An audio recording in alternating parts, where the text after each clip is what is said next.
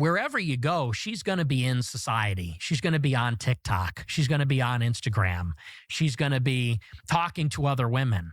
And maybe she's one way when you meet and get married, but 10 years down the road, 15 years, 20 years down the road, people change. And I think that women, as kind of the ultimate conformists, the ultimate enforcers of like social norms, I think eventually the pressure from society kind of gets to them. And a lot of them will go in a Depends different what kind of direction. husbands they have. Depends on the husbands. Yes. Well said, Tucker.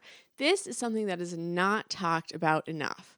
Men need to keep their wives in line because women are like children in this aspect. They're always testing boundaries. Women really like getting their own way. And it's part of a husband's job to put a cap on that. And women aren't going to like it. It's not fun. It's not pleasant. No matter how sweet or lovely your wife is, she's not going to like it. I don't much like it when my husband does it to me. But oh boy, is it necessary. You let a woman take control and she can turn into a monster. She really can. Ever read Shakespeare's The Taming of the Shrew? It's real, man. Because I hear this all the time, and I hate this. Guys will say, I married my best friend. And I think, she's your wife. She's not your best friend. Because there's a difference. What is the difference? I think that when you talk about your best friend, you're a peer. You're an equal. And I think your best friendships are with other men. And I think that your wife ultimately is subordinate to you. She's your helpmate. This is also something that's not talked about enough. Men need male friendships. The way that men operate, they don't feel the need for friendships the way women do. A married woman generally will have her friend group, and they'll be really important to her. But many men will let male friendships lapse after marriage, and they shouldn't. Men need to talk to other men. A woman cannot fill that space. However, this is not to knock on companionate love in marriage. Studies show that spouses who view each other as friends have a higher success rate than those who don't. However, this should not be the only friendship that those spouses have. I do think, I've just noticed this, that men who stay unmarried for too long become like kind of fragile.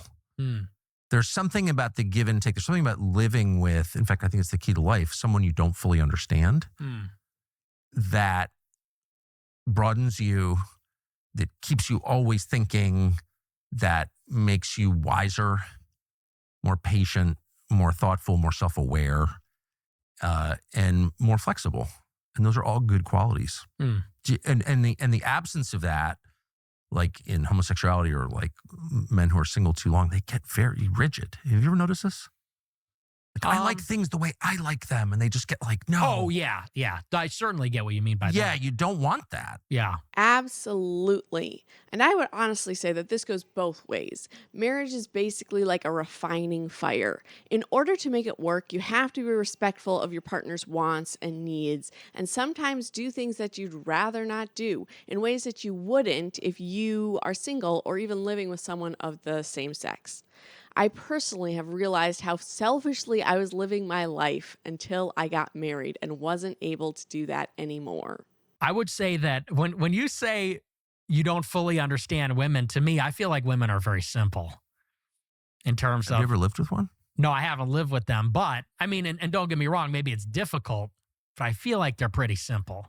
We're all pretty simple. I mean, no one's more simple than I am, but yeah, we're all pretty simple. But what I mean is, like, on a day-to-day, on the level of experience, like, you don't always understand what they're saying because it's never about what they say it's about. Right. And men just tend to be kind of dog-like in their straightforwardness. I'm hungry, I'm horny, whatever. I can really relate to Nick here. Before I got married, I read so many books on marriage. I took marriage classes, and I really felt like I had it all figured out. And then when I actually got married, the human element entered, and it was just a little bit different. And yeah, how do you communicate with a person who communicates like women do? Women, we need to up our communication game. Ayn Rand, I agree with her about this. She said that the wife's role is like hero worship. The guy is the hero. The guy is supposed to be the entrepreneur, the conqueror, whatever. And the woman is really supposed to support the man's goals and be in his world. And I've Man, that's the felt that last way. thing successful men need is more power worship, more hero worship, more, you're so great. Well, you get that at work. You don't want that at home. You become an unbearable asshole. And then you fall prey to what destroys every successful man, which is hubris. Like you mistake yourself for God. You need someone who's not interested in what you do at all, only interested in you. And that's how you become balanced and wise. That's how you know your own limits. Because the ass kissing is what kills you. It's not, I mean, you had someone come to murder you at home. It doesn't seem to have affected you that much. And if I were married, dude, she would never let me hear the end of it. Well, that's probably true, but that's not what destroys men. It's not adversity that destroys men. It's comfort and flattery that destroys men.